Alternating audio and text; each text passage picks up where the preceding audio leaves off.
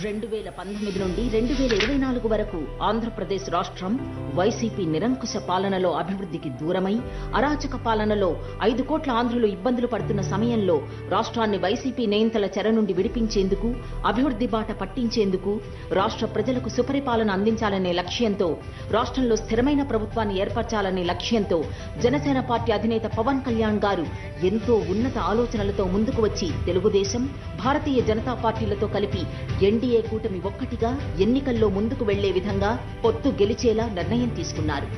ఎన్నికల సమయంలో ఎన్డీఏ కూటమి ఇచ్చిన హామీలు ప్రజలు నమ్మడంతో 164 స్థానాలలో కూటమి అభ్యర్థులను గెలిపించి చరిత్రాత్మక విజయాన్ని అందించారు. గెలిచిన రోజు నుండి కూటమి ప్రభుత్వం ప్రజలకు ఇచ్చిన హామీలను అమలు చేసేందుకు రాష్ట్రాన్ని అభివృద్ధి బాట పట్టించేందుకు అన్ని వర్గాల ప్రజలకు సంక్షేమ ఫలాలు అందించేలా ఒకవైపు అభివృద్ధి మరోవైపు సంక్షేమంతో ముందడుగు వేస్తోంది. ఇందులో భాగంగా ప్రధాన ఎన్నికల హామీలైన పెన్షన్ల పెంపును అమలు చేసి వృద్ధాప్య పెన్షన్ 1000 రూపాయలకు పెంచి 4000 రూపాయలను ప్రతి నెలా మొదటి తేదీన ఇంటి వద్దే అందించే కార్యక్రమానికి శ్రీకారం చుట్టారు. మహిళలకు ఉచిత గ్యాస్ సిలిండర్ హామీని నిలబెట్టుకుంటూ సంవత్సరానికి 3 ఉచిత గ్యాస్ సిలిండర్లు అందిస్తోంది. పేదల గృహ నిర్మాణానికి గత ప్రభుత్వంలో లాగా ఇసుక భారం కాకూడదనే ఉద్దేశంతో ఉచిత ఇసుక పథకాన్ని ప్రవేశపెట్టింది. వైసీపీ పాలనలో రాష్ట్ర వ్యాప్తంగా ప్రతి గ్రామంలో గుంతలమయమైన రోడ్లతో వేల సంఖ్యలో రోడ్డు ప్రమాదాలు జరుగుతున్న విషయాన్ని అప్పట్లో పదే పదే ప్రస్తావించిన పవన్ కళ్యాణ్ గారు కూటమి ప్రభుత్వంలో పంచాయతీరాజ్ గ్రామీణాభివృద్ధి శాఖ మంత్రిగా రాష్ట్ర వ్యాప్తంగా 9 నెలల కాలంలోనే 4800 కిలోమీటర్ల సీసీ రోడ్లు 500 కిలోమీటర్ల పైగా బీటీ రోడ్లు వేసి చిత్తశుద్ధిని నిరూపించుకున్నారు.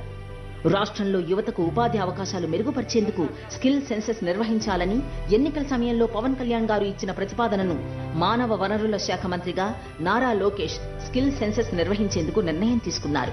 రైతుల నుండి సకాలంలో ధాన్యం సేకరణ రికార్డు స్థాయిలో సేకరించిన 48 గంటల్లో నగదు చెల్లింపు చేసింది. ఇలా ప్రజా సంక్షేమ కార్యక్రమాలతో పాటుగా రాష్ట్ర అభివృద్ధిపై ప్రత్యేక దృష్టి సారించి రాష్ట్ర అభివృద్ధిని పరుగులు పెట్టిస్తోంది.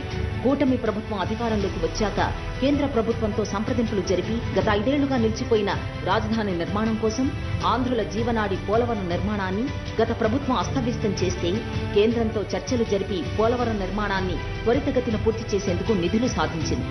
విశాఖ ఉక్కు ఆంధ్రుల హక్కు నినాదాన్ని గౌరవిస్తూ విశాఖ కార్మికులకు ఇచ్చిన హామీని నిలబెట్టుకుంటూ విశాఖ స్టీల్ ప్లాంట్ ని ప్రైవేటీకరణ జరగకుండా దానిని లాభాల బాట పట్టించేందుకు కేంద్రం నుండి భారీ ఎత్తున నిధులు సాధించడం జరిగింది. పెట్టుబడులకు కేంద్రంగా చేయాలనే లక్ష్యంతో జాతీయ అంతర్జాతీయ సంస్థలతో సంప్రదింపులు జరుపుతూ భారీ ఎత్తున పెట్టుబడులను ఆకర్షించింది.